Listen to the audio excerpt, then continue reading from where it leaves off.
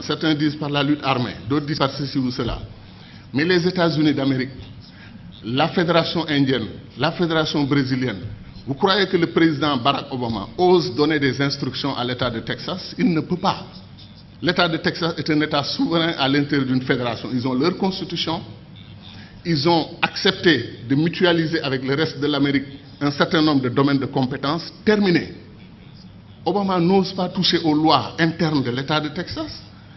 Les Mormons dans l'Utah, ils ont leur système de gouvernance. New York est l'État libéral, Californie ultra-libéral. Des États conservateurs, des États qui n'ont rien à voir dans leur philosophie, vivent ensemble et gagnent ensemble au plan économique et constituent la Fédération des États-Unis d'Amérique. Donc quel est notre problème, nous, Africains? Le panafricanisme doit être clair sur une question. Le panafricanisme n'est pas une unité des États noirs. Un Cheikh Anta montrait que les Arabes, 3 Arabes sur 5 sont des Africains aujourd'hui. L'héritage du peuple arabe doit être réclamé par l'Afrique plus que tout autre continent.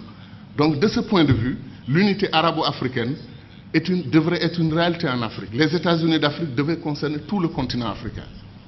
Et nous ne voulons pas qu'une partie du continent africain se détache pour aller dans la Méditerranée, travailler avec les Européens. Vous avez vu l'UMP et tout ce qu'ils ont tenté ensemble, ça n'a rien donné.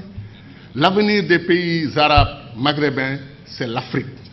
C'est leur profondeur africaine. Tant qu'ils voudront s'allier avec l'Europe ou chercher d'autres alternatives à l'Afrique, ils n'y arriveront pas. Parce qu'ils sont sur le sol qui leur appartient aujourd'hui et qui s'appelle l'Afrique.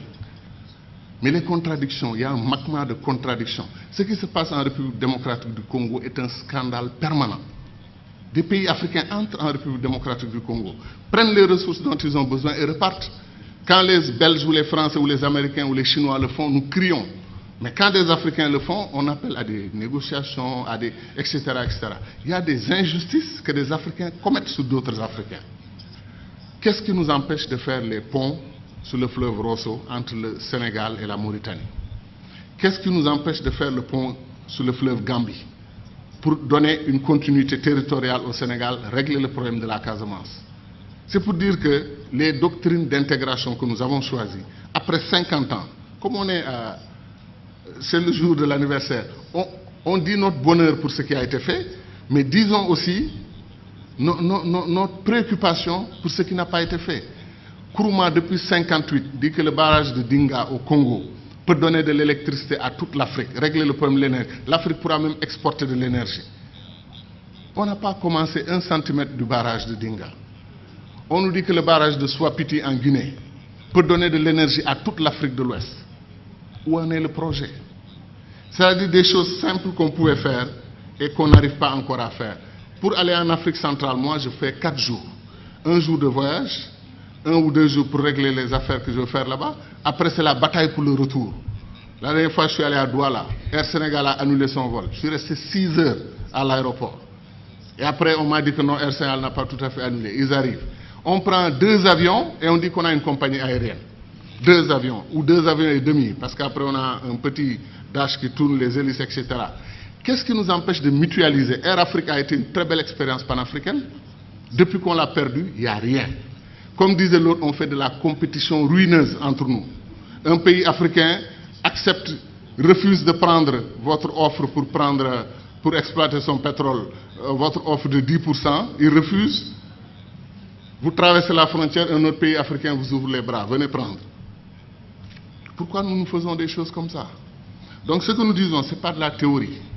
Contrairement au sentiment de certains amis dans la salle qui ont pensé que nous, on voulait faire un saut, un puissant saut vers le passé. Non, on veut faire un saut vers l'avenir. On veut accélérer l'histoire de ce continent parce qu'on peut le faire. Tout est à volonté d'homme. C'est les hommes et les femmes qui décident. Et nos dirigeants doivent entendre notre voix. C'est pour cela que les panafricanistes doivent se lever. Ils doivent s'organiser politiquement. Il y a des Africains panafricanistes qui votent pour des dirigeants anti-panafricanistes, qui ne veulent pas l'unité de l'Afrique. Ça n'a pas de sens. Je pense que les panafricanistes doivent être debout et faire entendre leur voix. Et je termine en disant encore une fois que moi je crois en l'Afrique, et je sais que ceux qui sont dans cette salle croient en l'Afrique. Ce qui me désole le plus, c'est que si on faisait un concours de ceux qui aiment l'Afrique, qui croient au potentiel de l'Afrique, il y a des chances que les Chinois, les Américains, les Brésiliens viennent avant nous autres Africains. Parce que ces gens connaissent. Ils savent ce qui se passe en Afrique.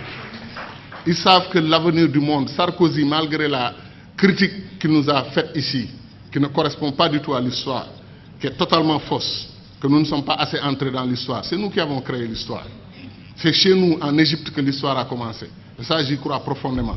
Pendant, comme disait Cheikh, eux, l'Europe, ils étaient dans la barbarie. Mais Sarkozy, qu'est-ce qu'il a dit? L'avenir du monde se joue en Afrique. Il est important de nouer des alliances avec les Africains dès maintenant. Bien qu'il ne l'ait pas fait côté immigration. Mais je veux dire que c'est ça. L'avenir du monde se joue chez nous. On semble être les derniers à en être conscients. L'or, le diamant, le pétrole, chaque jour que Dieu fait, un pays africain se découvre pays pétrolier. Il y a des pays comme le Mozambique vers la Tanzanie, on découvre qu'ils ont des réserves d'or et des réserves de pétrole et de gaz supérieures aux réserves du Koweït. Vous vous rendez compte? L'Afrique est un don de Dieu. Est-ce que les Africains en sont conscients? C'est ça la question. Merci.